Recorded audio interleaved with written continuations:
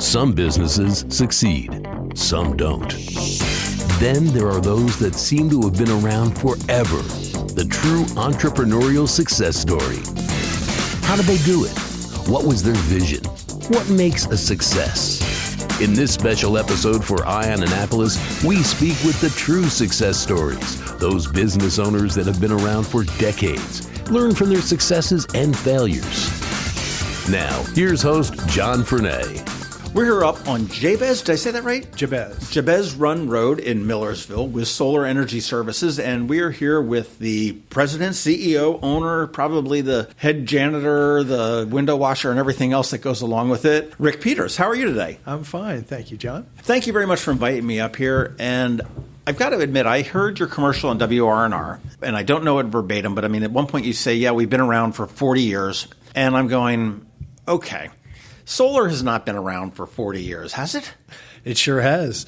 Solar water heating has been around for thousands of years. I mean, the Romans used the sun to heat water.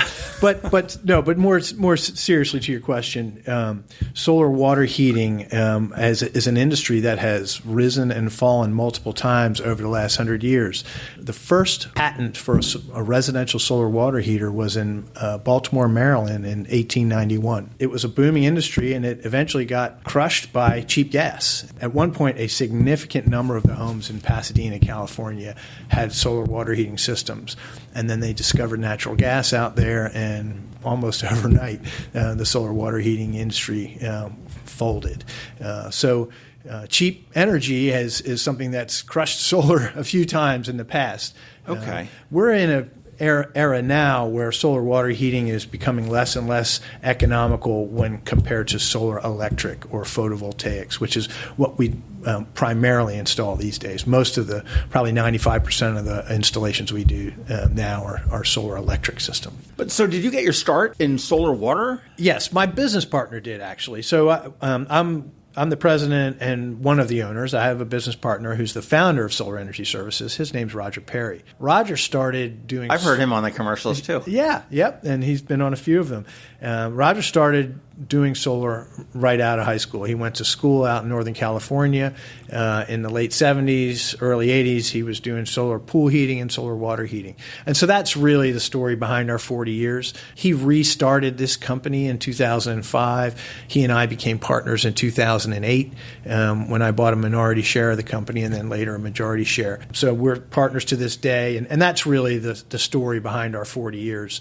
And we do disclose that on the website, and it's 40 years of experience that Roger's been in the solar business. Well, without a doubt. Now, what's your background? If you came in here, I'll say this late in the game, but I mean, what's your background? Sure. Well, I've had, I guess, 4 careers. My undergrad was in engineering and mechanical engineering, and I worked as a co-op student for David Taylor Research Center in Annapolis. So okay. I did submarine silencing there for the structure-borne noise group for several years as a co-op, and then full-time engineer for 4 years. Went back to school for business, fell in love with manufacturing, spent about 4 to 6 years in manufacturing, the first 4 in production management, and then eventually went into sales and marketing to manufacturers.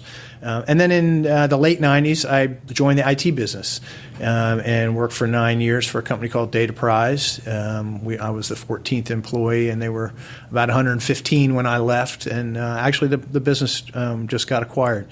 So those were my careers before solar.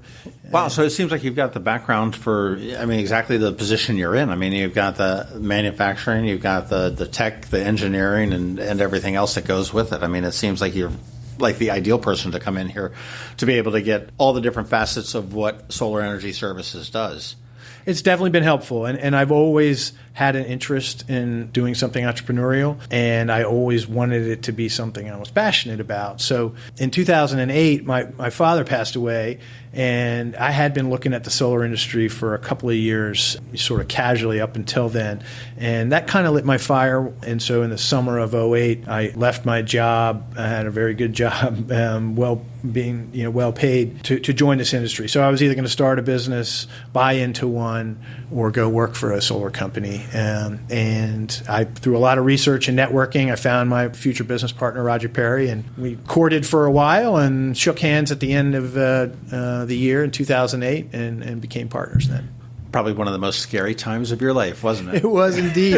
In fact, to that point, less than a week out of work with no real firm plans of when my next paycheck was coming. And I was partners in a boat at the time, and it was a beautiful September day. I went to fill up my Parker 25. Okay, those are those things that are holes in the water that you just pour money into, right? Right. Well, without a job, okay, I've got exactly. So I just filled it up with gas, which was an expensive proposition, and I was bringing the boat back across the river, and I got a call from my financial planner to tell me about how Lehman Brothers had fallen off a cliff. Oh, no. And so it was a scary time for sure, and that sort of put an exclamation point on it.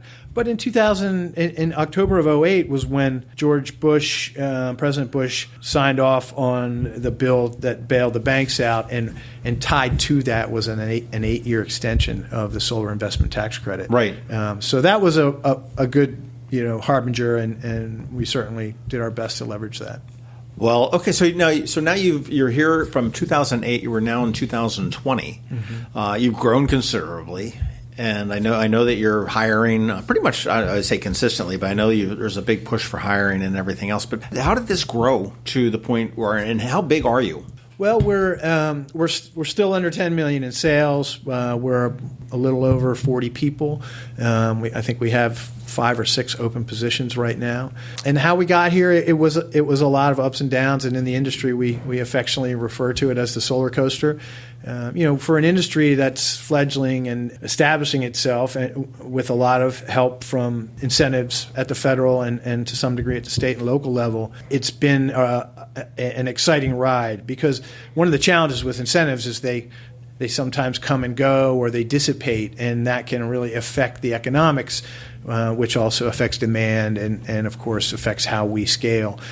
So we've always been very careful here that we didn't want to grow too fast. We've seen peers of ours implode because they grew too fast, and so we've had some ups and downs over the years. When I got into the business with Roger, we were doing almost exclusively solar water heating in 2008. And then we started doing more and more solar electric. And because of the improved economics, we're doing almost exclusively solar electric. Now, you guys do commercial and residential as well, too. I know that you did the solar at K&B True Value down in Annapolis with Jared Libman. And I know that you've done a couple of other ones in the area. But do you do residential as well, or is that your bread and butter? It's really both. We have a longer history in residential, but we're about 50-50 in terms of where our revenues come from, commercial and residential. A lot of our commercial business is in D.C. The economics for solar in D.C. are tremendous, and so most property owners down there are at least considering solar. The residential business for us is a lot stronger in Maryland, and so it tends to. We do commercial work in Maryland. Like you mentioned, KB True Value. We did a real big project for Auburn Cat in Elk Ridge. We're doing several projects on the Eastern Shore right now. So our commercial business continues to grow geographically, but more than half of it is in Washington, D.C. still. Well, I think that the solar industry, as far as on buildings, is somewhat more established right now. I've got a friend of mine that's all about about electric cars. Mm-hmm. And my mind has not changed that paradigm shift on electric cars. I'm like, well, I go to the gas station, I put gas in, and I go. And she says, well, that's what you need to think of electric as. I said, yeah, I know, but then I've got to sit for an hour while this thing charges or whatnot, and not every place has electricity and the whole 9 yards. Where Solar Energy Services stands at this point now, that the solar as a home source of electricity, as a business source of electricity, is pretty established. I mean, this is not something you need to talk people into. I mean, they've obviously got to be talked into making the commitment to purchase it and everything else. But I mean, it's not this mumbo jumbo voodoo kind of thing out there that, hey, we put these little magic crystals on your roof and all of a sudden your electric bill goes down or anything like that. That's right. I think you really make a good point. 10 years ago, there was a lot of convincing people that solar was for real, that they could count on it, that this was a good investment. I think for the most part, people who are paying attention to energy issues, and that's not everybody, but for the most part, People are seeing a lot of solar. People know someone who has solar. If you're an investor, you know that all the big banks are investing in solar projects. So all of this has validated solar as a dependable, reliable investment where you can get returns that are predictable. So that has definitely helped the market. So now it's more about selling why solar energy services versus another customer, or why you should do solar today and not 3 years from now. That's more of the sales challenge that we have than it is convincing people that solar Which works. is probably no different than a car. Why do you want to buy the tech in today's car as opposed to tomorrow's or yesterday's or something like that? But explain how solar works to me. I mean, okay, sure. we put panels up on the roof of a building and we have them face east or west or some way, or maybe they track the sun. Does not replace my electricity?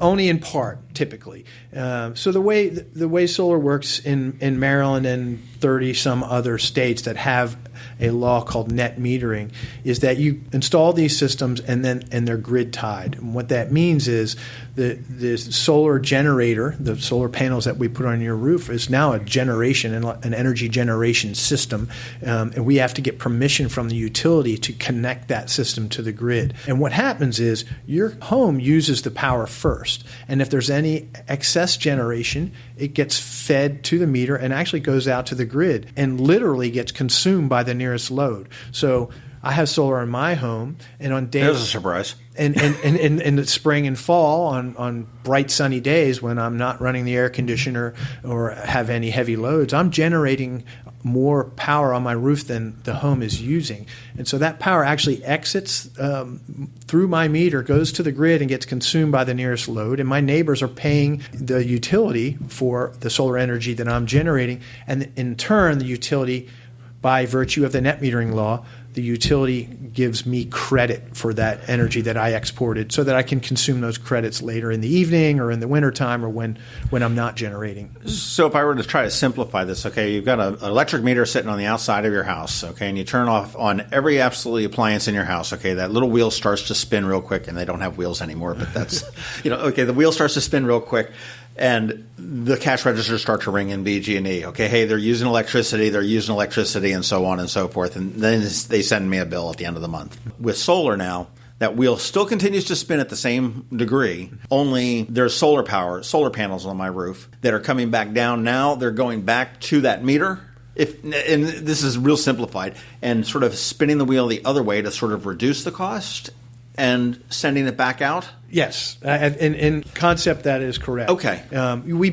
Most solar systems, we backfeed the energy through a breaker in the right. home. Sometimes you have to line tap, but if there's available breakers and the sizing accommodates it, then we just feed it back out the breaker. But what happens is it goes to the loads first. So if your air conditioner is running in the middle of the summer and your solar's cranking, you're feeding the loads in the house first. Your air conditioner first, and anything left over goes back out. Okay, right. Interesting. Is that the way it works with pretty much every commercial or residential? Doesn't matter? Yes, if it's a behind-the-meter system. When you get to the large solar farms, those are utility-scale systems typically, so they're actually providing energy directly to the grid, and they have an arrangement with whoever is, right. is the counterparty. The city of Annapolis just opened up one at a closed landfill where they they're feeding it directly into BG&E. I think it said it's powering a school. They try to quantify it, I guess, to sit there and say, well, how much have we actually, well, it's enough to power a school. Mm-hmm. We hear a lot about owning versus renting. What is the advantage of either, or do you do both? On the commercial side, we do both. The economics are much better for the homeowner, for the property owner, if they can own the system. So we do offer financing. We have loans that allow customers to cover the upfront costs and then pay back that loan with the returns that they're getting on the energy savings. Just a general idea, and I know this is sort of like asking how much a car costs, but I mean, just a general idea. What type of investment are we talking about for a homeowner, for a typical home? Sure. The average system in Maryland, it was around 8 kilowatts. I'm guessing it's probably closer to 9 kilowatts now. So that's going to probably be on the order of the low $20,000, $20,000 to $25,000 investment. And there's currently a 26% federal tax credit for that. So basically get that 26% of the sticker price back off of your taxes. And then in Anne Arundel County, we have a property tax credit of $2,500 up to $2,500. There's a state grant of $1,000. There's also another state incentive called SREC. So there's 4 different incentives to a residential property owner in Anne Arundel County. So you're probably, by the time you're done with the incentives and stuff like that, 10 to 12, somewhere in there? Yeah, in that range. And the payback for a good application in Maryland is about 7 years. Okay. In Anne Arundel County, it's about 7 years. So, these are systems that are warranted to produce for 25 years. You can expect meaningful energy for 30 years from these systems. So paying it back in 7 years is a pretty good deal. Is not a bad. Especially if you can eliminate your entire load, which I'm fortunate to be able to do that on my home. Now, are there different sizes of panels, I'll say more powerful, more horsepower, more that you can put on a roof? Or is it can you only just collect so much solar? Great question. I mentioned the average size system is 9 kilowatts. The average size system 6 or 7 years ago was like 5 kilowatts or 4 kilowatts. And that's oftentimes the same number of panels. It's just that the panels have gotten more efficient in the same footprint. So there are roughly 2 sizes of panels. There's little minor differences in dimensions, but for the most part, there's 2 sizes of panels. There's a residential size, which we call 60 cell in the business. There's 60 solar cells lined up in an array on that panel, and then commercial size panels, which are 72 cell. Most residential installations that we do have 60 cell panels on them. The panels that are on my roof that we installed in 2010 are 225 watts per panel. Today, in that same footprint, we're installing panels at 320, 330 watts in that same footprint. So that's a testament to how much solar efficiency has improved. And it's also really important to note that there's a long way to go. So there's so much potential to generate energy with solar. And by that I mean, right now, when I got into the business, solar panels were around 14% efficient.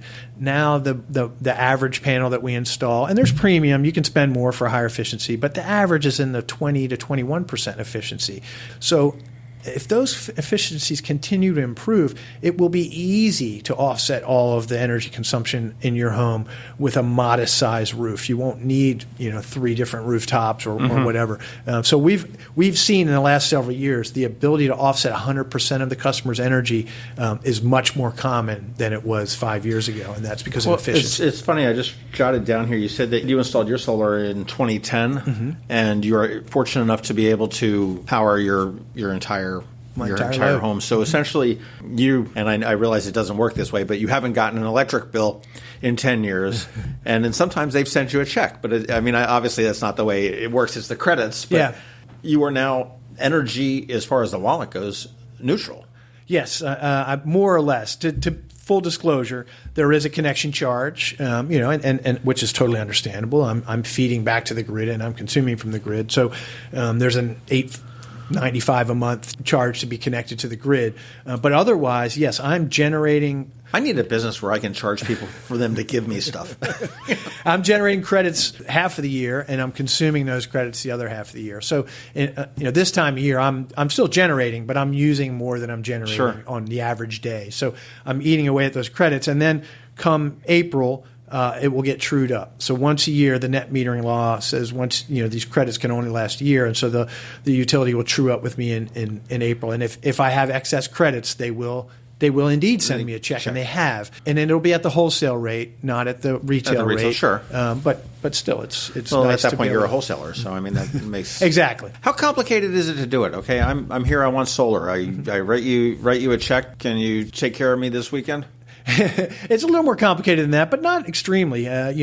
We can do initial assessments remotely. Google Maps and other aerial photography services that we subscribe to, we're able to do a pretty robust design remotely. And then, of course, we do want to come on site and we want to assess the infrastructure, the electrical infrastructure in the home. Where's the meter? Where's the inverter going to be installed? Make sure we understand all the potential idiosyncrasies of the home or the needs of the customer. But we can do initial assessments with sort of a price conditioning. Here's the economics of the solar project for you, and we need to come out on site to validate this. And then as far as the timing goes, in some counties we have to provide structural engineering. Most counties we don't. Residential homes are built to this. And when you're saying that, that's that the roof can support the panels, the weight of the panels? And that's a requirement by the authority having jurisdiction, or the permitting authority in some jurisdictions. So that takes a little bit of time. Then, of course, we have to go through the permitting process and get a building permit and an electrical permit. Because it's considered a home improvement, obviously. Exactly. Okay. And then once that all happens, forgive me, I left out a step. One of the first things we do is we get permission from the utility to interconnect the system. So we have to give them a rough design of what we're going to install. And then the utility has to confirm that the feeder can accommodate more solar. And that can be a challenge in some areas where you have a lot of solar penetration. So we need to get the utilities permission to install. Then we go through the engineering and permitting process, order the equipment, build the system, go through the inspections with the permitting authority. And once we pass inspections, then we go back to the utility for permission to operate. And that's usually just them swapping the meter out to make sure it's a net meter if it's not already, and then basically giving us the blessing to turn the system on. Okay. So that's the process. And that could be as short as 5 weeks. But typically it's more like 12 or more. Okay. And that some of that has to do with just the steps in the process, and some of it has to do with demand. Right. And then if you're working in Annapolis or Anne Arundel County, it might be like 16, 18, 20, or 3 years. Some jurisdictions are faster than others. I must say Anne Arundel County is one of the best places to do solar projects. Really? Yeah. They have a very good permitting system. They're not onerous in terms of their requirements. So, yeah, we really like building projects in Anne Arundel County. Interesting. Where does most of your business come from? Or where do you do most of your business? Is it Anne Arundel County, or is it? Our residential business is probably the biggest county for us is Anne Arundel, but we do a lot on the Eastern Shore. We have several dedicated sales folks over there. In fact, our residential sales manager lives in St. Michael's. So we do a lot of work on the shore. We do a lot of large ground mounts on the shore. There's a lot of property owners that have a lot of land, and they want to get to net zero and offset all of their electricity, and maybe they don't want to put it on the roof for whatever reason. The front of the house is facing south, and they don't like the appearance on the front, or whatever. We're doing a lot of large ground mounts over there that are getting customers to net zero. Where do you see solar and solar energy services going from here? I mean, obviously you've grown incredibly since you came on board in 2008, and we've come a long way since the 1800s when we were doing solar water heaters. I think nowhere but up. The industry continues to grow. The demand for what the industry provides continues to grow. Many solar contractors like us have committed to including storage in our offering. That's battery systems. So we have many residential customers. I think a year before last, it was almost 10% of them were purchasing battery storage with their solar system. What's battery storage? Is that for power failure? Is that a UPS, big UPS for your house? Essentially, and people do it for different reasons. Some of the folks are in rural areas and they've had some reliability issues with their power, or maybe they just have some essential loads that, like a water pump or a sewage pump or something like that they just don't ever want to be without, and they don't want to use a generator for whatever reason. So that, it's quiet, basically allows them more security. Some folks are doing it more just because they're preparing for worst case scenarios. Other folks are doing it just because they think it's cool and they think it's interesting, and they know that this is the wave of the future, so they want to participate in it. On the wave. Yeah. And so I think, to further answer your question, I think storage will continue to be paired with solar in increasing percentages. And that will eventually, as policy and grid operation adapt to that, I feel strongly that we will be migrating to more of a decentralized grid from the centralized approach that we have now. And I think very much like we saw with computers, where we had mainframes with dumb terminals, we migrated to client server, where we have many servers, redundant servers around, and smarter clients. We saw the same thing in telephony. In Africa, they sort of leapfrogged all the poles and wires and started doing cellular. I think And I think a lot of experts in the energy industry feel that is where we're headed with energy. We're going to have lots of distributed generation around the grid, including lots of storage around the grid, and all of that's going to add energy security. It's going to, the military is way out in front on this. They've been doing microgrids for quite a while, primarily from an energy security standpoint. They want to be able to isolate themselves from the rest of the grid in an emergency. That has proven the model out. So universities have done it. The military's done it. We're seeing, various municipalities experiment with it. And so that trend is happening. Storage prices have dropped dramatically in the same way that solar has. We're 5 years behind solar on the curve probably, but still dramatic reductions in storage. And storage does so much for energy because it's got many value streams. Two of the biggest are that, of course, it can provide energy in times of excess demand, but it can also absorb and store valuable energy in times of excess supply. And so it has those two value streams. And then there's also other value streams that it offers to the grid operator that are a little more complicated, but there are many others. And so for that reason, the utilities even like storage. They might not like the fact that it's accelerating this migration away. Exactly. But a lot of people feel that the future of the utility is going to look different. We need to redesign their incentive systems so that they're incented to provide efficient delivery and transport of energy as opposed to selling more energy or building more assets. Are most of your competition, I've seen a couple of them, they seem to be these national firms that just sort of market in different areas. And I know there was a huge thing with flower shops at one point. You'd have like an FTD warehouse that would take out ads and call, well, we are the AAA, Anne Arundel County florist. And nobody really knows it because they don't exist. It's an 800 number, it's a website and everything else. That's one thing that I like about you guys. I drove up 97, you're here. You're in a building. You've got people running around the office and everything else. And you're locally owned and you're locally operated. And you're working on local businesses and local homes. That's one. I think that's got to be a huge selling point for you guys. I think it is. We certainly promote it and emphasize it. And my partner Roger and I are in this business for a lot of reasons. Obviously, we want to make a living, but we also want to support the growth of clean energy. It's very important to us. We also want to help create good jobs, and that's something that's very satisfying about this job. Is you don't need a college degree to install solar. There's a lot of upside in terms of the training and the advancement opportunities. We've promoted from within with great success. That's really, I think, a great opportunity for the country. You can't export these jobs. These are jobs that, it's not like a manufacturing plant you can move offshore. People have to climb on the roof, and electricians have to, tie into the meter. And so it's really exciting to see. We don't hit a home run every time, but we participate in some training programs, one out of Baltimore, one out of D.C., that help folks that maybe come from at-risk backgrounds get their foot in the door in the solar industry, and we've got some real stars here that came through those programs. And to your point, it's great to be local. It's great to be to be able to promote that too, because people want to buy from somebody that's local, and they like the idea of somebody that is going to be around to support them in the future.